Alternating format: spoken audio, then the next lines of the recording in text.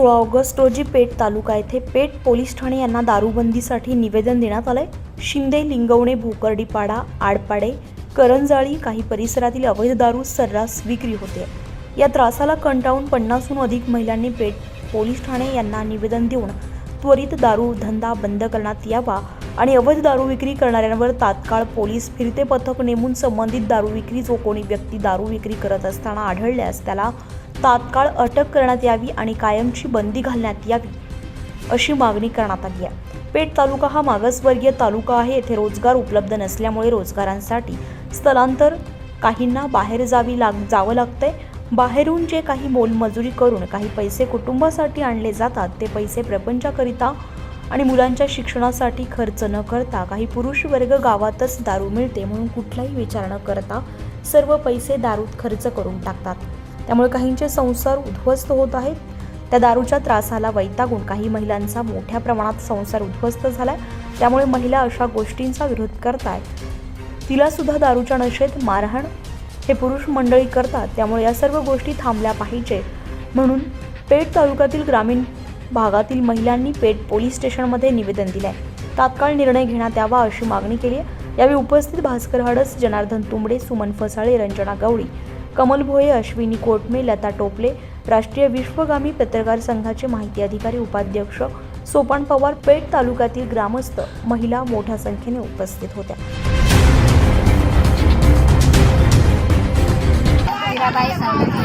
गाव ग्रामपंचायत।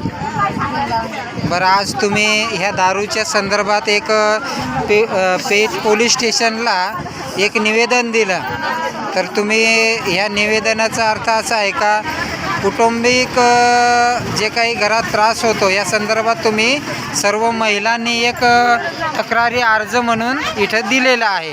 तर तुम्हाला वैयक्तिक कुटुंबात काही असा त्रास होतो का? होतो ना। कशामुळं? दारू पिऊन येतात। बरं, मला हे कालवण द्या, मला ते कालवण द्या किंवा शिव्या गाडी करतात। हो, पैसे मागतात, मला एवढे पैसे दे। मग आता आपण मजूर वर्ग तर आहेत, मजुरी केली, 2 पैसे सोडवले तर ते कुटुंबासाठी वापरायचे का दारू पिण्यासाठी द्यायचा हा पण मोठा प्रश्न पडतो ना तुम्हाला। हां, साठीच वापरायला पाहिजे ना। बरोबर बरं। मुलांचं शिक्षण वगैरे यासाठी काही अडचणी येतात का? मग अडचणी येत आहे ना। बरोबर। मग दारूत जर पैसे सर्व उधळून टाकले, दारूत पैसे उधळून टाकले तर मग घरच्यांनी काय करायचं? घरी तेल लागत आहे, साखर लागते। बरोबर बरोबर। खाण्या समजून जे काही विकत साखर तेल। बरं, मजुरीसाठी बाहेर जाता का स्वतःची शेती वगैरे आहे? उमराळ्याला जातो कामाला। उमराळ्याला कामाला जाता आणि त्याच्यात काही 200-250 रुपये जे काही रोज भेटतो त्यामध्ये तुमचं काही गोष्टी कुटुंबातले तुम्ही जे काही लागणारं किराणा म्हणा किंवा जे काही शिदा पाणी ते ॲडजस्ट करता।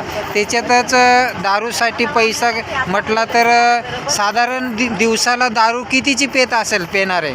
आता दारू पेणारे म्हणजे 150 रुपये। हो, मग बरोबर। मग आता याच्यासाठी काय केलं पाहिजे? दारूबंदी केली पाहिजे। मग आता हे तुम्ही जो उठाव केला किंवा हा जो संघर्ष केला तर तुमचं निवेदन तुम्ही पेठ पोलीस स्टेशनला दिलेलं आहे, तर तुमच्या अर्जाचा नक्की विचार झाला पाहिजे असं तुम्हाला वाटतं? तुम्हाला काय वाटतं, विचार झाला पाहिजे का? जो अर्ज तुम्ही दिलेला आहे त्या अर्जाचा विचार झाला पाहिजे ना? बरोबर आहे।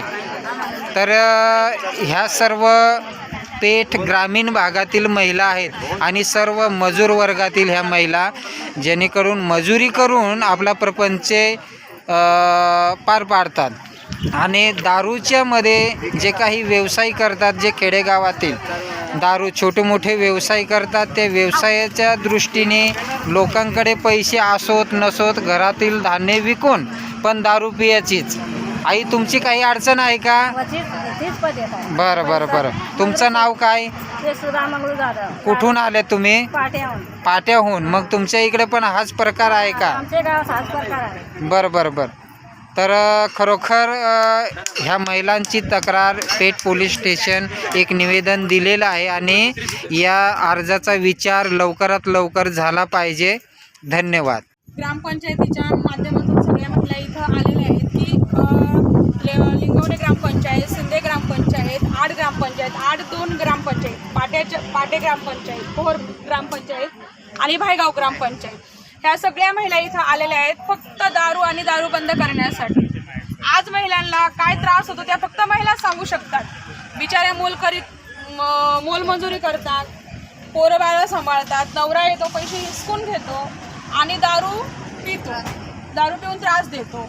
तो पूर्ण त्रासाला कंटाळून आज पेठ तालुक्यामध्ये पेठ पोलीस स्टेशनला महिलांनी एक निवेदन देण्यासाठी आलेले आहेत. तर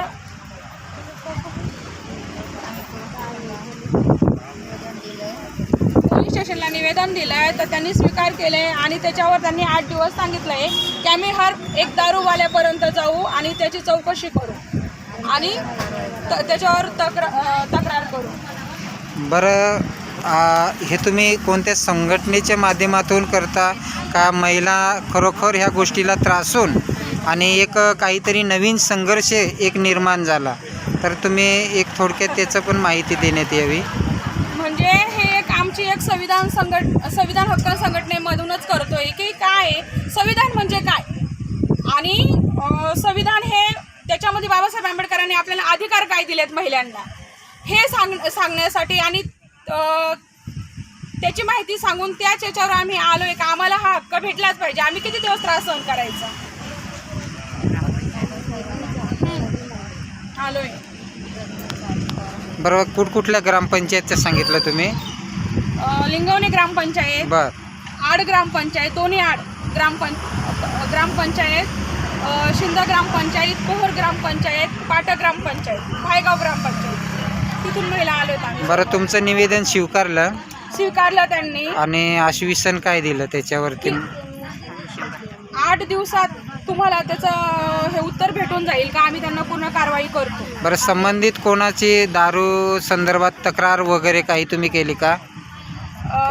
तसं पाहायला गेलं तर आम्ही पूर्ण गावाचेच नावं सांगितलेत. पूर्ण आम्हाला ह्या 5-6 जेवढे गावांचे नावं सांगितलेत, आड, पोहर, भायगाव, कोकरे फाटा आणि पाटे, याच्यात सगळ्यात जास्त दारूचं प्रमाण झालंय. बरोबर, तर ते म्हणजे बंद करायला हवं. नाव न घेता ह्या दारूवाल्यांवर त्वरित आळा घातला पाहिजे. हो, नाव न घेता आम्ही फक्त गावाचे नावं दिले. बरोबर, असं ठीक आहे. आपण जे हे निवेदन पोलीस स्टेशनमध्ये जे देण्यात आलं तर खरोखर तुमच्या शब्दाला किंवा तुमच्या अर्जाला मान्यता देऊन पुढील कारवाईसाठी त्यांनी पाऊल उचललं पाहिजे.